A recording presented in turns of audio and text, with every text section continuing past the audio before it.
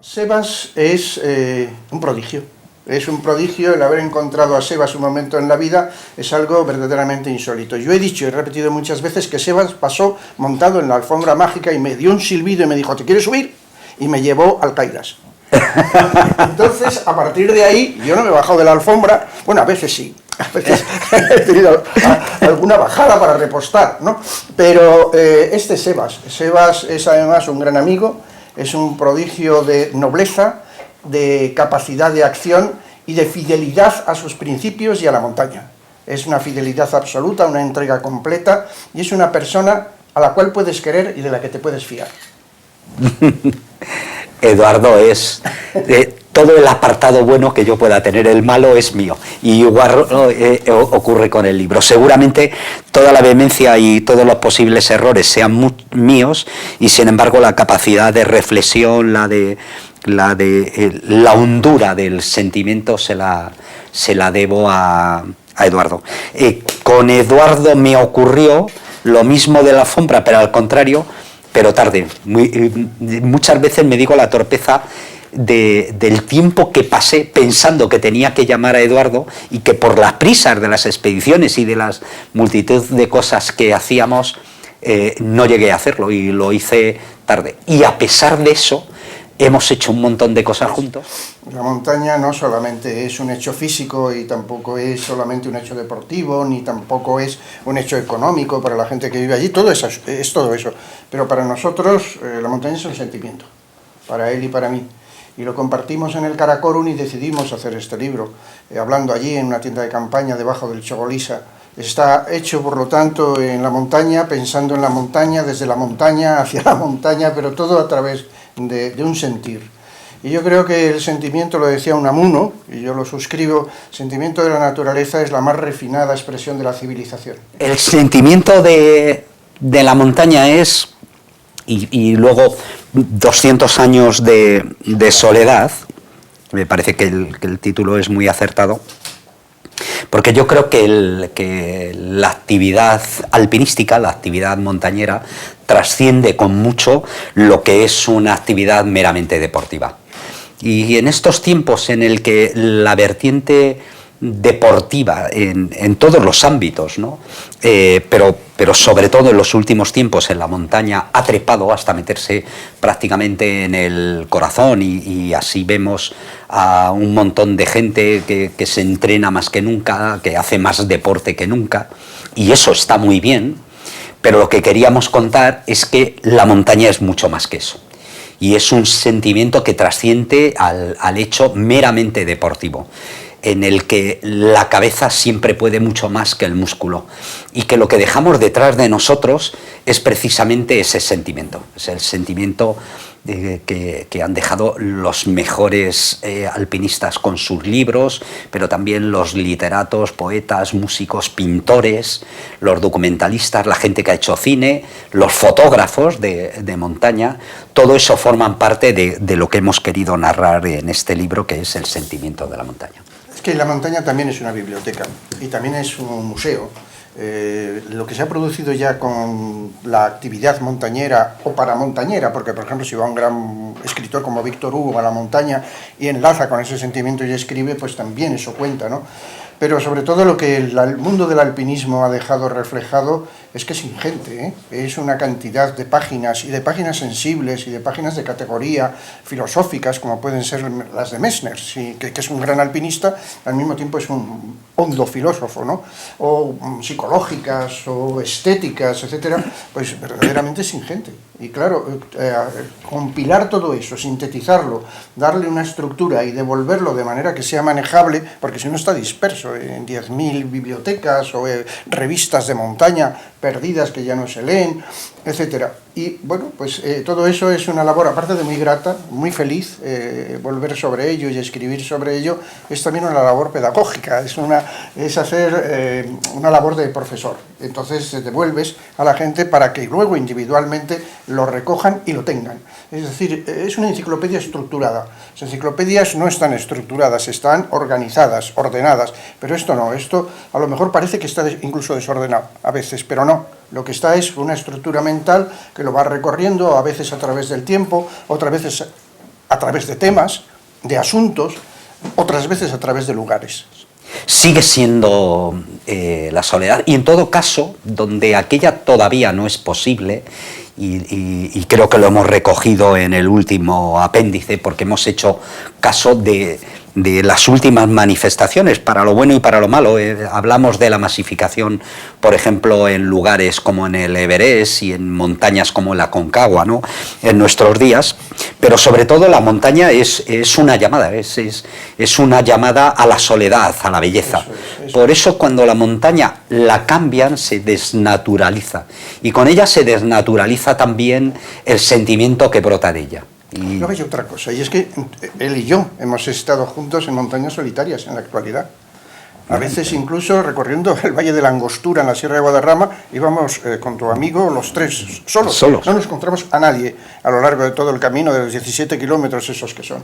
Pero hemos estado en las montañas escondidas de China, de las cuales salió un libro que editó Desnivel precisamente, y allí en algunas había mucha gente, en algunos lugares, en otros no había nadie. En la parte del Minya Konka que da al Tíbet no había un alma, estábamos nosotros solos y unos monjes. En Nemachen, unos pastores de yaks y nosotros. Estábamos en la más absoluta soledad. Te internas un poco por la montaña y no encuentras absolutamente a nadie. Es decir, que hay montañas que tienen el precio de la fama, a las cuales acude muchísima gente, y otras montañas a las cuales no va nadie, pero que son... Miras el globo de la Tierra y son muy grandes, muy extensas, y donde todavía el montañismo que se puede hacer es a lo Eric Shipton. El Valle de Characusa, eso, por ejemplo, que también hemos recogido, porque en el K6 precisamente dos canadienses han hecho una de las mejores actividades en la cara oeste del K6, subiendo a una punta virgen de 7.000 metros en lo más profundo del Karakorum. Pero hemos estado juntos y solitarios en el Chogolisa, probablemente una de las montañas más bellas del Karakorum, con 7.654 metros, una montaña que realmente atrae y que compendia también de muchas formas el sentimiento montañero, ¿no? Porque allí Kurdienberger y Hermann Bull intentaron por primera vez en estilo alpino una montaña grandísima, ¿no?, altísima. Así que claro que hay soledad en las montañas, y si no la hay, la vamos a buscar. La vamos a buscar porque es un ingrediente, ¿verdad?, de la montaña, el sosiego, la belleza, pero también la soledad. Si se pierde la soledad, se pierde un valor de la montaña. La montaña ha sido el lugar remoto, a lo largo de mi vida lo ha sido casi siempre, ha sido el lugar solitario. Y eso es un don, eso es una ventaja, sobre todo en el día de hoy, que la soledad está completamente amenazada por todos los lados, hasta por el WhatsApp. Es que ya no hay manera de perderte, ¿no? Pues la montaña es un lugar donde perderse en el sentido positivo de esta expresión, ¿no? Hombre, ha habido que hacer una recapitulación, una reflexión. Hemos tenido que, por un lado, recopilar lo que había ocurrido en estos 14 años, o 15, y por otra parte, hacer un balance de las cosas buenas, de las cosas malas, de por dónde van los tiros, y bueno, eso nos ha llevado a una consideración nueva, porque la montaña en ciertos aspectos ha estallado. El montañismo, no la montaña, el montañismo ha estallado, y ha sido invadido por otras actividades que no eran lo que fue el alpinismo tradicional, que se han metido en la montaña utilizándolo como escenario y como cancha. Entonces hay que reflexionar sobre ello y saber si eso es montañismo, si no lo es, en qué medida puede serlo, y procurar tener una actitud equilibrada, ponderar todo eso, porque lo que hemos hecho ha sido reflexionar eso con ponderación, porque es fácil decir esto sí, esto no, hay que sopesar las cosas y ver por dónde van, y no todas las cosas son blancas y negras, tienen muchos matices, un trozo blanco, otro trozo negro, y hemos procurado desgranarlo y decirlo en un lenguaje claro, pero en un lenguaje al mismo tiempo exigente. Es decir, que la montaña tiene que ser sencilla, pero eso no quita para que tenga exigencias en el comportamiento, exigencias en la conducta. El montañero debe ser ejemplar, ¿no?, en ese sentido. Sí, y en estos tiempos, sobre todo, de cierto relativismo moral, a mí me parece que el sentimiento de la montaña lo que marca es una ética. Y marca una ética de comportamiento. Creo que dice el filósofo José Antonio Marina que la ética es donde nos agarramos cuando tenemos dudas de comportamiento, es decir, de qué forma actuar correctamente. Y bajo ese punto de vista, en este último capítulo pues probablemente de las cosas que hemos recogido con mayor pesar, pues son la desaparición de dos personas que en las páginas anteriores habían tenido un peso muy relevante, como habían sido Maurice Herzog y Walter Bonatti. Maurice Herzog, que es el primer vencedor del Annapurna, probablemente el primer conquistador de un 8000, que es como ha pasado, pero al mismo tiempo un hombre de montaña, un hombre que trasciende al hecho concreto de una ascensión concreta, aunque sea tan difícil y tan peculiar como fue la del Annapurna, porque Herzog hizo películas de montaña, escribió un libro, Annapurna Primer 8000, del que se vendieron más de 13 millones de ejemplares y que ha sido un referente en Francia, desde luego. Luego, como ministro de Deporte y de la Juventud, como mano derecha del general de Gaulle, pero sobre todo el fallecimiento de Walter Bonatti. Hemos querido poner, yo creo que en el libro no hay nada que haya sucedido por casualidad, ¿no? Yo creo que incluso es un libro bello, que se tiene en las manos, y es un libro de esos antiguos, que te gusta abrir, que te gusta ojear, que te gusta ir, igual que se va de vez en cuando a los museos a ver determinados cuadros que ya conoces, a las Meninas de Velázquez o a los fusilamientos de Mayo de Goya, ¿no? Y hemos querido recoger unas fotografías, entre las que está una fotografía de Darío Rodríguez, de Walter Bonatti y su mujer Rosana, su compañera, precisamente viendo la portada de una librería de montaña tan bella como puede ser Desnivel. Los dos, que eran buenos amigos, los dos han desaparecido en este tiempo, hace muy poquito tiempo, hace unos cuantos meses nada más, y los echamos muchos de menos. Los echamos mucho de menos, pero el referente moral que supone Bonatti para todo lo que es el alpinismo clásico, yo creo que durante mucho tiempo va a ser una pauta de comportamiento.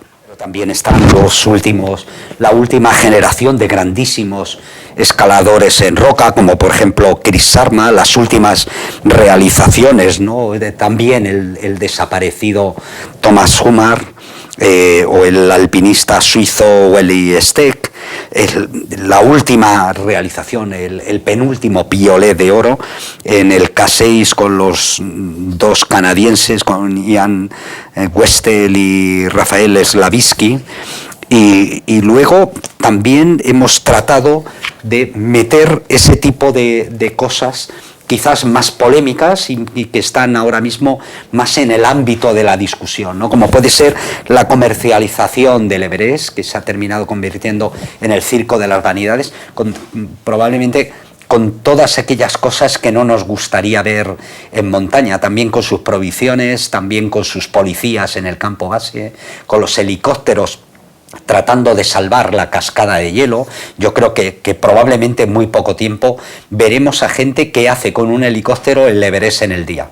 Saldrá de Katmandú, le colocarán en el campo 4, en el Collado Sur, a 7.900 metros, le estarán esperando unos sherpas con sus botellas de oxígeno, subirá a la cumbre del Everest, le bajarán, le recogerá un helicóptero y le volverán a bajar a Katmandú. Y qué decir de personajes al mismo tiempo tan carismáticos, yo creo que más dentro de lo que puede ser el marketing moderno y el manejo de las redes, como puede ser el corredor Kilian Jornet, y todo esto con una reflexión de en qué se están convirtiendo hoy en día los refugios de montaña, los antiguos, ese tiempo que ya se fue, y el moderno que está viniendo. ¿Qué ocurre con el turismo de montaña, con los 100 años de Peñalara? Es, en definitiva, me parece que una visión y una puesta al día de un libro que no es porque lo hayamos escrito nosotros, pero sobre todo por él, es hoy en día yo creo que una referencia imprescindible para aquel que quiere acercarse a la montaña, al mundo de la montaña, no solamente al aspecto deportivo, sino a todo lo que es el sentimiento de la montaña. Es que hay unos acontecimientos. Entonces esos acontecimientos fluyen y están ahí y lo recoge desnivel.com o lo recoge la Federación de Montaña o aparecen normalmente en las librerías o en las revistas. Pero se trata de seleccionar y dejar constancia de cuáles son los acontecimientos más significativos y hacer una especie como de jerarquía también en esos acontecimientos. Pero no solo de eso, es decir, una vez que lo has hecho, es también tomar posición. Tienes que comprometerte en tomar una posición frente a esos acontecimientos. Y entonces decir, desde tu perspectiva y desde tu manera de pensar, desde tu reflexión, qué te parecen esos acontecimientos, qué ángulos presentan, qué claroscuros pueden tener desde la perspectiva del sentimiento de la montaña y de los 200 y pico años de soledad. Sí, señor. Haznos una foto.